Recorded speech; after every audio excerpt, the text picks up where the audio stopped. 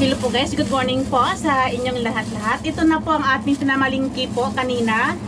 May meron po tayong dried tofu. At saka ito po guys ang ating bawang. Ayan, bawang. Meron po tayong luya. Luya, $12 yata ito. $12, $16, $10.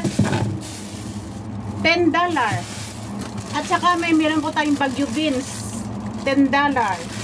May kangkong po tayo guys. Kangkong 2 piraso ay $12. At saka ang ating chicken wings. Itong ating chicken wings ay 2 kilo po ito ay $54 po ang aking nabayaran. At saka ito po yung ating mushroom, $15. Saka ang ating sibuyas, $10. At saka ang ating